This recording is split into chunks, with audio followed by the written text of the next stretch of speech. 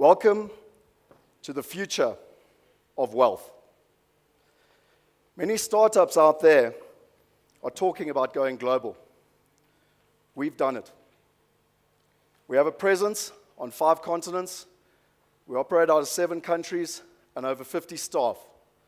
Our investors on our platform come from 84 different cities.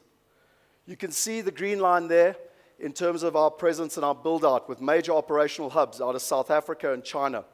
You can see our deal volume at the top there is $356 million, or over 5 billion rand. And more importantly, our technology. Our first platform went live in 2013. Our American compliant platform went live in 2014. Our global compliant platform went live in 2015. In 2016, we launched our WeChat integration and our Mandarin portal. But today, we're really excited that version 4 launch. It's not only a user experience, but more importantly, the platform is digitally integrated with a listed, regulated exchange, which allows for global compliance, and most importantly, it's built on a platform of blockchain. Why is blockchain so important? If you invest, it is all about trust. If you're investing in social commerce, blockchain is the foundation to create that trust. With our platform built on a basis of blockchain, we can enable trust, and we can continue to be the global trusted platform.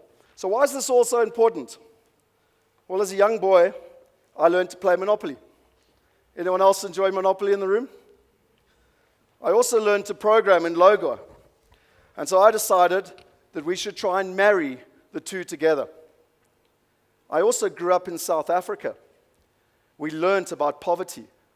We learned about the difference between the haves and the have-nots. And we decided that it was our purpose to go out there and solve the greatest challenge on the planet, the wealth gap. 49% of the world's wealth is held in real estate. Only 12.9% of the world's population actually has access to real estate. And of that, less than 1% retire wealthy. We're changing that. We're helping the 99% invest like the top 1%. Our vision is to make investing as simple as swiping a finger, and from as little as $1. Now, will $1 change your life? No, it won't. But it'll change your habits. And if you change your habits, you will change your financial destiny. Nelson Mandela said, "Money won't create success. The freedom to make it will." What previously cost millions of dollars, we dropped the barrier to entry to firstly $100,000, then $10,000. We've beta tested $100, and we're well on our way to achieving our mission of getting it to $1 and empowering 1 billion people by 2020. We focus on emerging markets. We believe passionately that the solution to this problem lies in Africa, India, and China. And the reason being is that we understand the needs, we understand the necessities, we understand the changing environment and the chaos. We're one of the leading drivers behind the African Crowdfunding Association so that we can ensure that FinTech is legal on our continent. What we have done is take a very old, inefficient, and opaque industry and make it safe and simple. We have global property providers, property developers, and property providers. We have over $3 billion worth of pipeline of quality institutional-grade assets. We have global investors that want access to those assets and are tired with dealing with all the middlemen that are diluting their returns. And we allow for a seamless transaction through the platform. In simple terms, we help them sign up in a compliant manner. We help them choose the right investment for themselves. We help them transact online. And most importantly, we help them manage their global portfolio and create global wealth. Let's look at the user experience. This is browsing through the different products. You can see the different returns, access to all the different information. This is an overview of their portfolio around the world with their different investments, their wallet, their securities, and top pick investments that they will probably be interested in. This is how they pay online and secure it. But it's not all based on the user experience. Behind that user experience is GIDS, our global investment due diligence system. It's an algorithmic system which ultimately takes big data and helps people make intelligent investment decisions. It helps them know where to invest, when to invest, why to invest, and what to invest in. I'm so passionate about this, I wrote a book that was endorsed by Sandton. We've built this into our systems so that people know currency, financial structuring, partners, which city, which country, how do you actually do your due diligence? Ultimately, how do you manage it? And with time, we will build in artificial intelligence and machine learning. We call this smart investing. This is a picture of my son. A couple of weeks ago, I introduced him to global monopoly.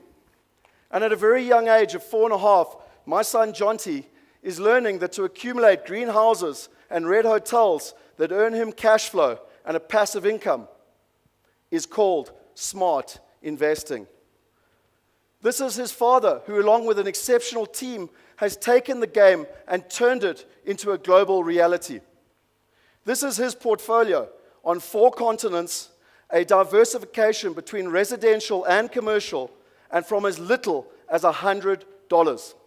This we call smart investing. And finally, that top 1% use a thing called a family office.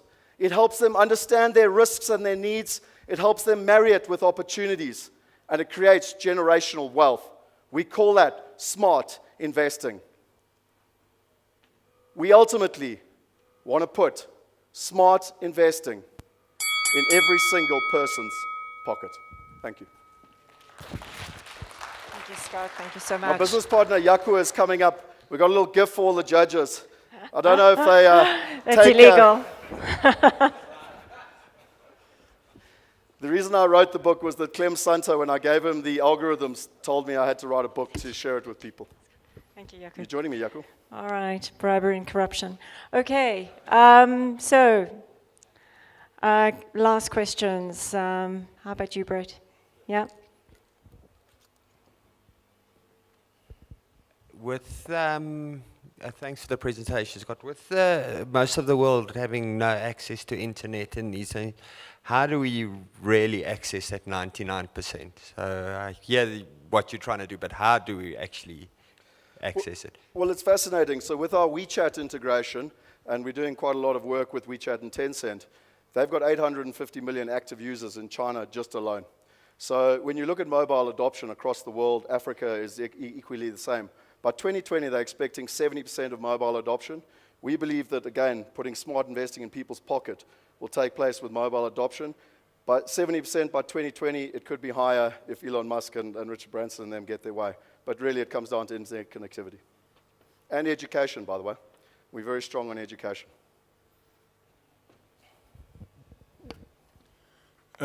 If the system can tell you the right properties for you, is that personalized? And if not, if you know the right properties, why would you not just create a fund of funds for someone to invest in, and then they don't have to invest in multiple different properties? You've done the heavy lifting. So it's a great question. And I think if you look at funds, REITs, and even syndication in the past, they would go and they would buy a whole lot of assets. They weren't individualized. They weren't for specific people and their specific needs. We're building the system to make it personalized for the individual. In terms of a fund of funds, this is about direct property investment. The wealthiest people in the world invest in direct property. The reason most of us don't is we don't have the knowledge, we don't have the access, we don't have the ability to purchase it, and most importantly, we don't have access to the opportunities. So what we're doing in simple terms is taking what millionaires and billionaires invest in and allowing the individual with as little as $100 and one day $1 to be able to get access to the same opportunity. And I agree with Charles. Everyone says that people aren't intelligent. Making money is common sense. Doctors need hospitals. People should be investing in medical buildings, not in houses that are not making a return. Scott, so I think Charles kind of indicated their business has done 40,000 sort of like users within 2 years. You've got some ambitious plans to get to 1 billion users by 2020. How do you plan to do that? So it's a great question. And I really think the most important thing is that as a business model, we started off with the middle class and the high net worth individuals that were looking from the emerging world to want to invest into the first world, out of Africa, India, Southeast Asia, and China. And the minimum entry was $100,000.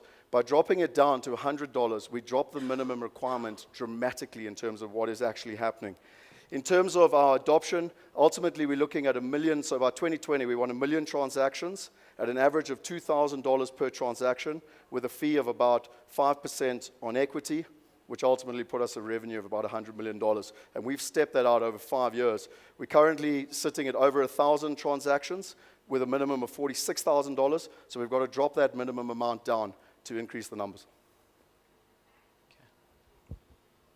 And really, Charles mentioned FICA and stuff like that. There's been barriers that we've had to overcome from a technology perspective to really bring down those barriers to entry.